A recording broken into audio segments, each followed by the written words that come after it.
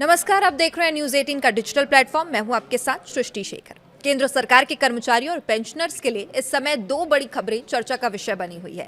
पहली खबर 8वें वेतन आयोग से जुड़ी है, जिसकी गतिविधियां अब तेज पकड़ती दिखाई दे रही है। दूसरी खबर महंगाई भत्ते यानी कि डीएसए में संभावित बढ़ोतरी को लेकर है, जिसकी घोषणा सितंबर महीने में होने की उम्मीद जताई जा रही है। अगर आप केंद्रीय कर्मचारी हैं, पेंशनर हैं या आपके परिवार में कोई सरकारी कर्मचारी है, तो ये जानकारी आपके लिए बेहद महत्वपूर्ण है, क्योंकि आने वाले कुछ महीनों के लिए लिए जाने वाले जो फैसले हैं वो करोड़ों लोगों की आय, पेंशन और आर्थिक स्थिति पर सीधा असर डाल सकते हैं। तो आइए विस्तार से जानते हैं 8वें वेतन आयोग का काम कहां तक पहुंचा है, कर्मचारियों ने कौन कौन सी मांगे रखी है, डीए में कितनी बढ़ोतरी हो सकती है और आखिर इसका फायदा कितना मिलेगा और किसे मिलेगा। सबसे पहले बात करते हैं 8वें वेतन आयोग की। आयोग के गठन को लगभग 8 महीने पूरे हो चुके हैं। सरकार ने इस आयोग को केंद्रीय कर्मचारियों और पेंशनर्स के वेतन भत्तों और पेंशन व्यवस्था की समीक्षा करने की जिम्मेदारी सौंपी है।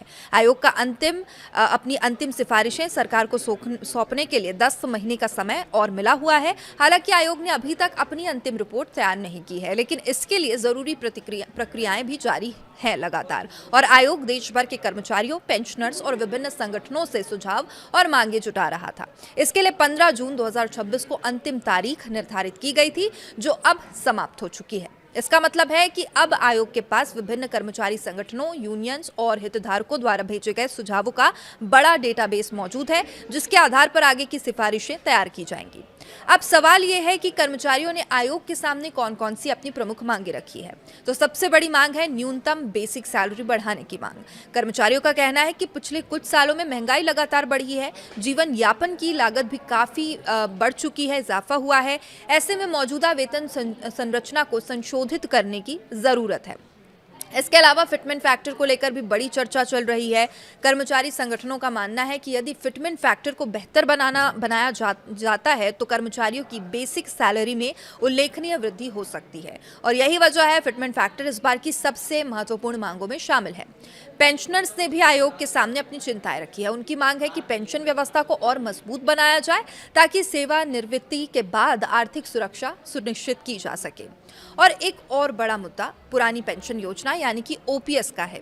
देश भर के कई कर्मचारी संगठन लगातार पुरानी पेंशन योजना को बहाल करने की मांग कर रहे हैं।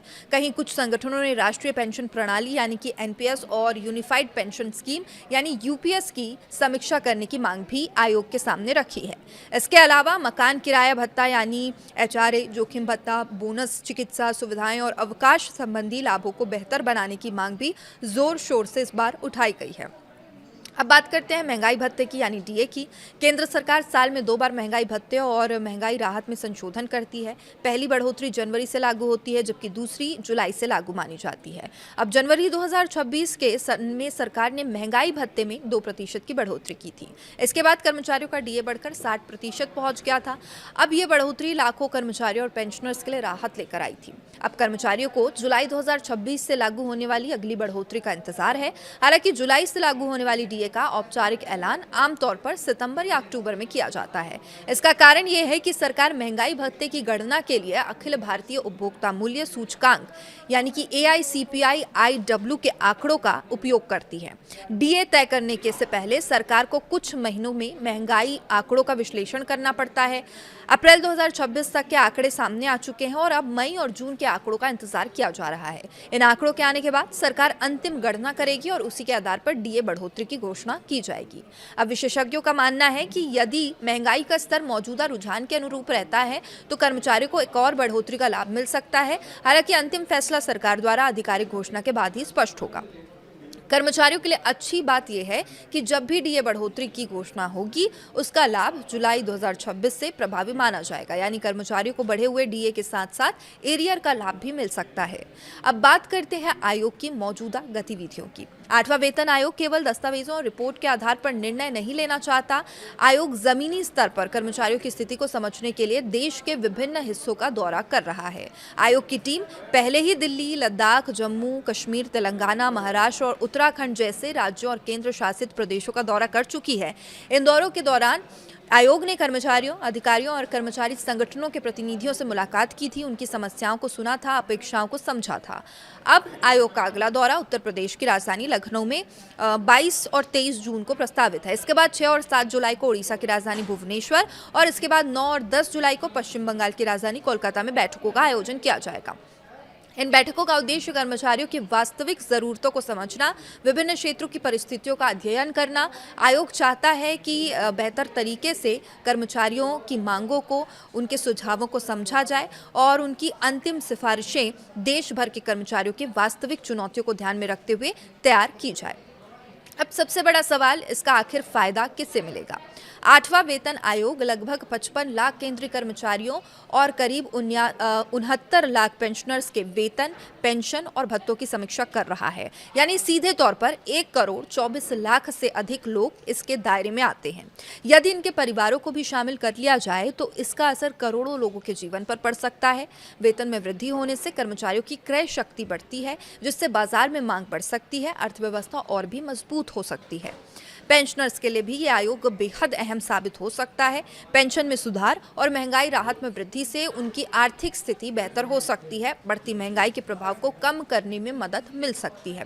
फिलहाल सभी की नजरें 2 बड़े घटनाक्रमों पर टिकी है। पहला, सितंबर 2026 में संभावित डीए बढ़ोतरी और दूसरा 8वें वेतन आयोग की आगामी सिफारिशें।